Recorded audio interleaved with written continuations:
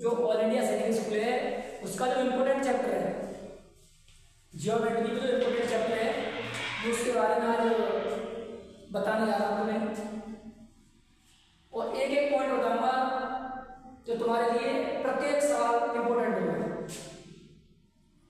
तो पहले मैं त्रिभुज के बारे में बताऊंगा, क्योंकि त्रिभुज से भी सवाल आते हैं।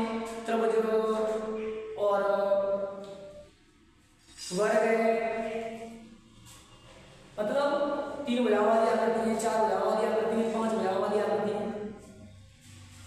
मतलब 6 भुजाओं की आकृति तक ये सवाल आते हैं ऑल इंडिया सैनिक स्कूल। तो सबसे पहले मैं तुम्हें त्रिभुज के बारे में बताऊंगा। ये त्रिभुज होता क्या है?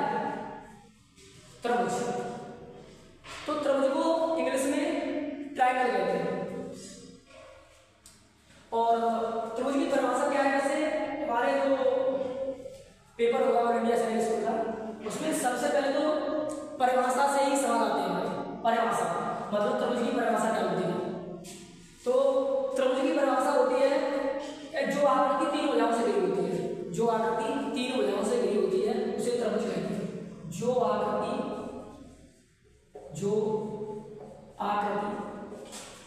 3 भुजाओं से घिरी होती है, 3 भुजाओं से घिरी होती है, जो आकृति 3 भुजाओं से घिरी होती है उसे त्रिभुज कहते हैं। और नंबर 2 पॉइंट क्या है इसमें? नंबर 2 पॉइंट ये है कि त्रिभुज की जो त्रिभुज के कोण होते हैं, त्रिभुज के कोण, उसमें 3 कोण होते हैं। जैसे मैं त्रिभुज का चित्र बनाऊंगा पहले, जैसे मैंने त्रिभुज का चित्र बना दिया, जैसे मैंने इसका नाम लिख दिया ABC, और इसमें 3 कोण होते हैं, 3 कोण होते हैं, इसमें 3 भुजाएं होती हैं और 3 कोण होते हैं। जैसे त्रिभुज का नाम है, त्रिभुज में 3 भुजाएं होती हैं, चतुर्भुज में 4 भुजाएं होती हैं, पंचभुज में 5 भुजाएं होती हैं। मतलब जैसे जैसे आकृति है उसके आगे हमें देखकर पता चल जाता है ये आकृति का नाम क्या होगा। जैसे त्रिभुज 3 भुजा, त्रिभुज मतलब जैसे 3 भुजाओं से घिरी हुई आकृति त्रिभुज। जैसे चतुर्भुज 4 भुजाओं से घिरी हुई आकृति चतुर्भुज। जैसे पंचभुज 5 भुजाओं से घिरी हुई आकृति पंचभुज। ऐसे पहले इसके बारे में बताएंगे त्रिभुज के बारे में। त्रिभुज में 3 कोण होते हैं और 3 भुजाएं होती हैं। और नंबर 2 पॉइंट इसमें त्रिभुज के तीनों कोणों का योग, त्रिभुज के तीनों कोणों का योग 180 अंश होता है, 180 अंश होता है। त्रिभुज के तीनों कोणों का योग 180 अंश होता है। अब हम ये बात पढ़ गए जो आकृति 3 भुजाओं से घिरी होती है उसे त्रिभुज कहते हैं, और त्रिभुज के तीनों कोणों का योग 180 अंश होता है। अब जो इंपोर्टेंट पॉइंट बनते हैं, जैसे इनकी भुजाओं से बनते हैं, जैसे ये भुजा 4 सेंटीमीटर है, जैसे मैं मान के चलूंगा ये भुजा 10 सेंटीमीटर है, ये 12 सेंटीमीटर है, और ये तुम्हारी 15 सेंटीमीटर है। मतलब ये मान के चला है, स्केल नहीं है, मतलब अपनी तरफ से मैंने मान लिया। तो हम ये कैसे पता करेंगे कि ये त्रिभुज बनना संभव है कि नहीं? तो जैसे हमें चेक करना है त्रिभुज संभव है कि नहीं, तो इसका एक पॉइंट है कि त्रिभुज की जो भुजाएं होती हैं वो आरोही क्रम में या फिर अवरोही क्रम में लिखी होती है। मतलब मेन चीज है कि हम आरोही क्रम में लिखेंगे। जैसे अपनी भुजाएं आरोही क्रम में लिखी 10, 12, 15, ये सवाल तो पक्का ही आएगा। तो हम ये कैसे बताएंगे त्रिभुज संभव है? तो सबसे पहले हम पहली 2 भुजा, मतलब पहली ये है, दूसरी ये वाली है और तीसरी ये वाली है। तो अब हम पहले करेंगे कि पहली 2 भुजाओं का योग मतलब 10 + 12 ये ग्रेटर देन होता है 15 से। तो इसे करेंगे तो होगा 22। यदि ये प्रॉपर्टी, ये विशेषता, यदि लागू हो रही है तो हमारा त्रिभुज संभव है। एक ये वाली है, मतलब पहली दो भुजाओं का योग तीसरी भुजा से बड़ा होता है। और नंबर तो एक ऐसे भी चेक कर सकते हैं और दूसरा तरीका से चेक करिए, फर्स्ट हो गया तरीका चेक करने का, ये है सेकंड तरीका। सेकंड तरीका होता है पहली दो भुजाओं का अंतर, मतलब 12 में 10 में 12 में से 10 में कितने बचे 2, ये अंतर हमेशा तीसरी भुजा से छोटा होता है। ये अंतर ऐसे हम चेक कर सकते हैं कि ये त्रिभुज बनना संभव है कि नहीं, इसलिए सवाल पक्का है। जैसे मैंने एक एग्जाम, जैसे मैंने ऑप्शन में, जैसे पहले ऑप्शन में लिखा मैंने 3, 4, 5, डी में लिखा मैंने 2, 3, 5, मैंने सी में लिखा,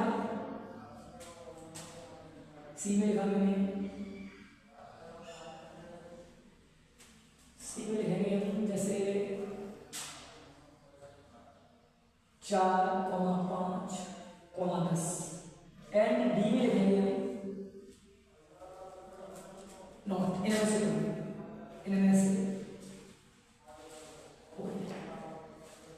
अब चेक करेंगे इसमें कौन सी त्रिभुज की भुजाएं हो सकती हैं, इसमें कौन सी त्रिभुज की भुजाएं हो सकती हैं। तो मैंने क्या विशेषता बताई कि त्रिभुज की पहली दो भुजाओं का योग यदि तीसरी भुजा से बड़ा है तो त्रिभुज संभव है।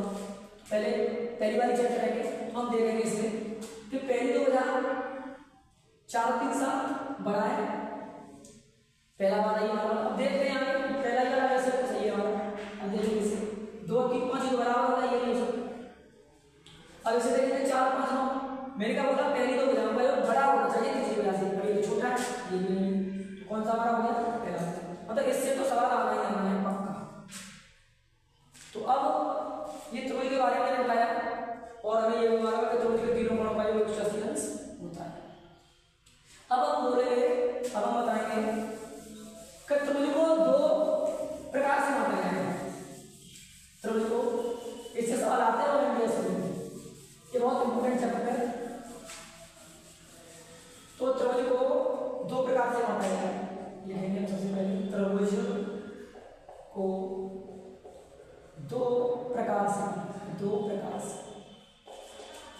बांटा गया है। ठीक है, त्रिभुज को दो प्रकार से बांटा गया है। नंबर 1 भुजाओं के आधार पर,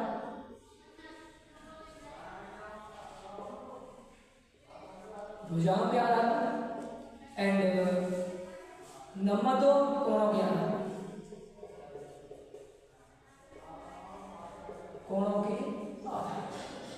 मतलब दोनों से ही सवाल आते हैं, मतलब भुजाओं से भी सवाल आते हैं, भुजाओं के आधार पर भी सवाल आते हैं और कोणों के आधार पर भी सवाल आते हैं। तो सब अब भुजाओं के आधार पर आते हैं क्योंकि बच्चे से कर लेते हैं और ज्यादातर ये सरल है भुजाओं के आधार पर, बट ये कोणों के आधार पर आते हैं, ये कठिन है। तो मैं तुम्हें बहुत अच्छी तरह समझाऊंगा, पहले समझाऊंगा भुजाओं के आधार पर त्रिभुज कितने प्रकार के होते हैं। तो हम लिखेंगे भुजाओं के आधार पर, भुजाओं के आधार पर त्रिभुज 3 प्रकार के होते हैं। 3 प्रकार के होते हैं। नंबर 1 समबाहु त्रिभुज, समबाहु त्रिभुज। नंबर 2 समद्विबाहु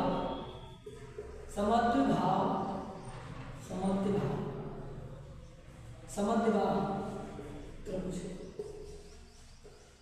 और नंबर 3 विषमबाहु त्रिभुज।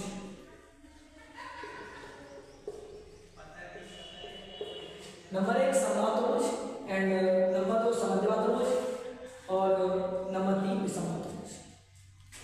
तो सबसे पहले समबाहु त्रिभुज के बारे में पढ़ेंगे। पहले समबाहु त्रिभुज के बारे में पढ़ेंगे तो पहले हम देखेंगे ये हमारा त्रिभुज है और ये हमारा समबाहु त्रिभुज है। कौन सा है? समबाहु त्रिभुज। तो पहले इसी से पता करेंगे। जैसे सम माने होता है समान, समान क्या होता है? समान। और बाहु माने होता है भुजा, और त्रिभुज माने होता है तीन भुजा। तो जिस आकृति की तीन भुजाएं समान हो उसे हम क्या कहते हैं? समबाहु त्रिभुज। जैसे ये है, इसकी 14 सेंटीमीटर है, इसकी ये 40 सेंटीमीटर है, और इसकी भी 14 सेंटीमीटर। मतलब इसकी तीनों भुजाएं बराबर है, तीनों भुजाएं बराबर है। एंड इसके तीनों कोण भी बराबर होंगे, और इसके तीनों कोण भी बराबर होंगे। जब तीनों भुजाएं बराबर है तो इसके तीनों कोण बराबर होंगे। तो सबसे पहले हम समबाहु त्रिभुज के बारे में बताएंगे, अच्छी तरह से बताएं।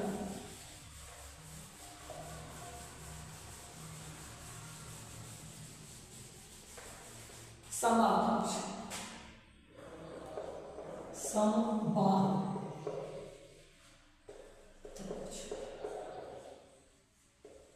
समबाहु त्रिभुज को इक्विलैटरल ट्रायंगल कहते हैं। समबाहु त्रिभुज को इक्विलैटरल ट्रायंगल बोलते हैं। तो सबसे पहले समबाहु त्रिभुज की नंबर एक पहली विशेषता क्या है? पहली विशेषता ये है कि समबाहु त्रिभुज की तीनों भुजाएं बराबर होती हैं। चित्र बनाएंगे हम, ये चित्र है। चित्र बहुत ही इंपॉर्टेंट होता है, जो बच्चा चित्र के साथ सवाल करता है वो कभी गलत नहीं कर सकता।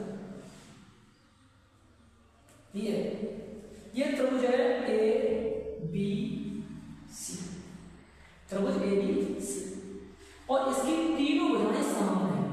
त्रिभुज की तीनों भुजाएं समान है। समान होता है, समान क्या होता है? समान, सही बच्चे लिखते हैं समान समान। और बाहु क्या होता है? भुजा। और त्रिभुज तीन और भुजा मतलब समान होगा।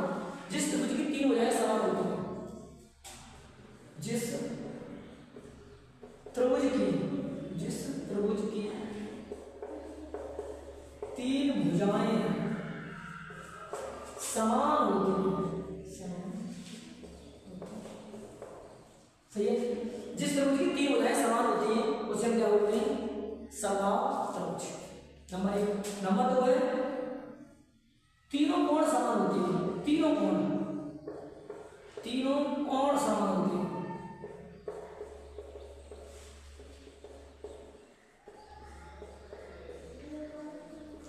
तीनों कोण समान होते हैं, मतलब जिस त्रिभुज की तीनों भुजाएं समान होती हैं वो समबाहु त्रिभुज है। देखो ये भी है, इसमें ये भी सेंटीमीटर है, तो इसकी ये भी सेंटीमीटर हो जाएगी, और ये भी सेंटीमीटर समबाहु त्रिभुज।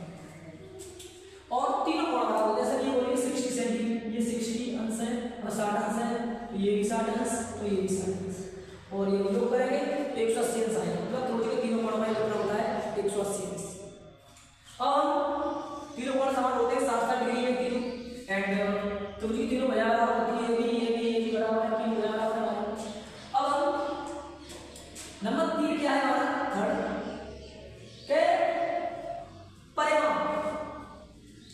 परिमाप क्या होता है? मतलब परिमाप होता है इसके चारों, मतलब परिसीमा, मतलब सभी भुजाओं का योग। परिमाप मतलब होता है सभी भुजाओं का योग। परिमाप मतलब क्या होता है? सभी भुजाओं का योग। परिमाप बराबर होता है सभी भुजाओं का योग।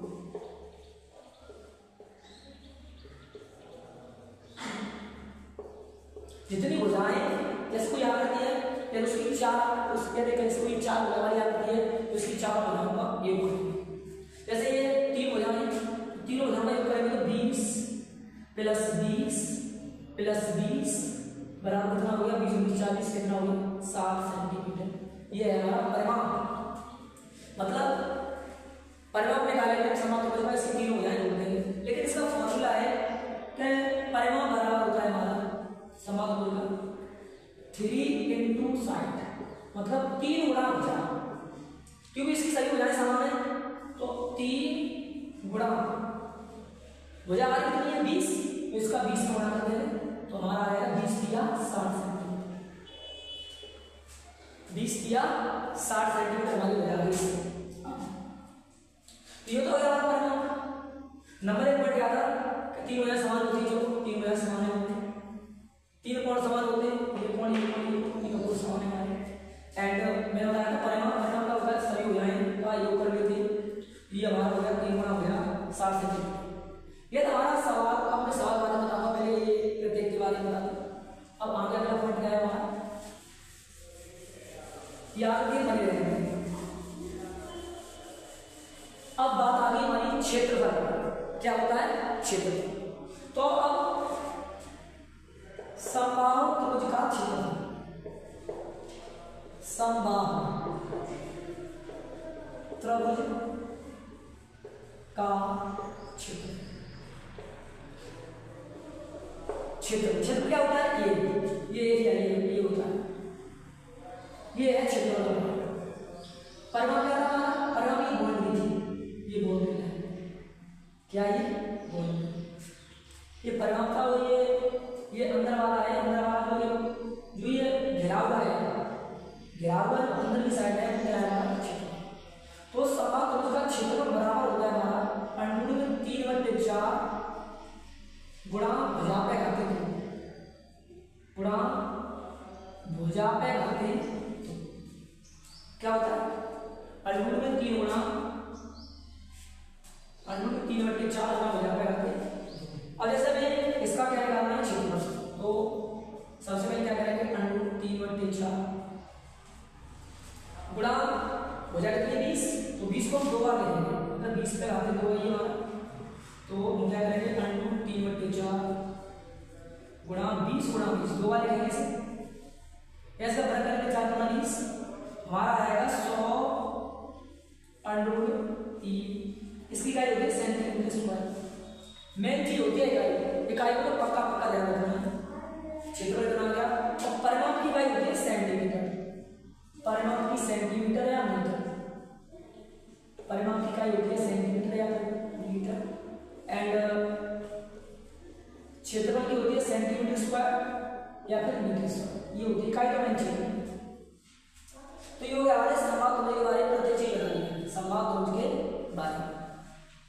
अब समबाहु त्रिभुज के बारे में हो गया, अब पढ़ाएंगे हम समद्विबाहु त्रिभुज, इसके बारे में पढ़ाएंगे समद्विबाहु।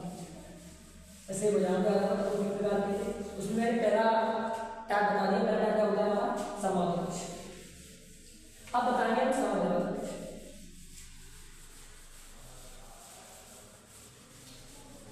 क्या बताएंगे समद्विबाहु त्रिभुज। तो समद्विबाहु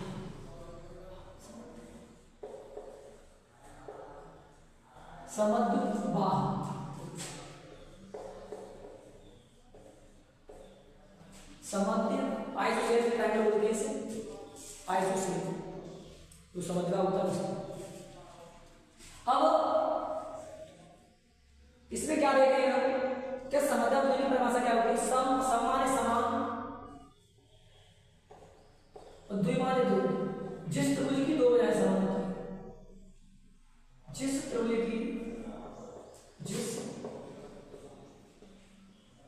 त्रिभुज की 2 भुजाएं समान होती हैं,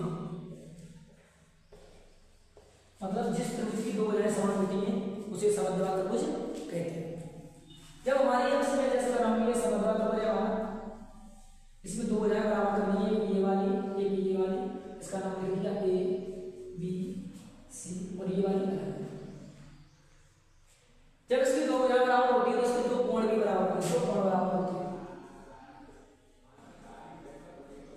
2 कोण बराबर होते हैं।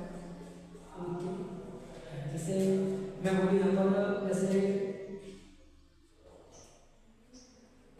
जैसे ये हमारा हो गया,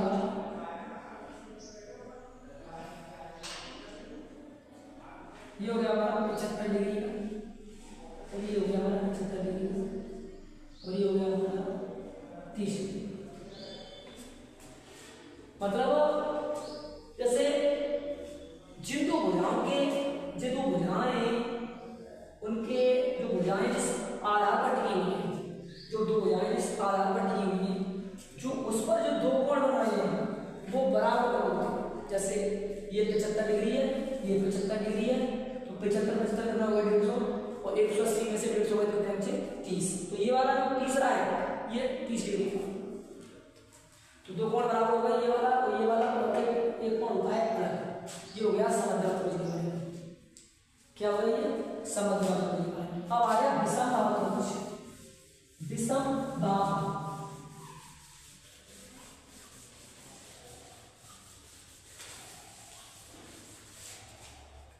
विषम विषम बाहु त्रिभुज। विषम बाहु त्रिभुज क्या होता है? विषम बाहु त्रिभुज की तीनों भुजाएं अलग अलग होती हैं, तीनों भुजाएं अलग अलग होती हैं, तीनों भुजाएं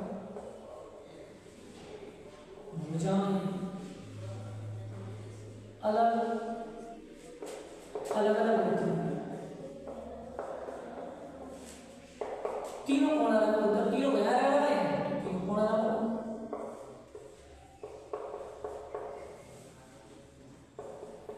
अलग अलग होते हैं। ऐसे आकृति का विषम बाहु त्रिभुज ये ए बी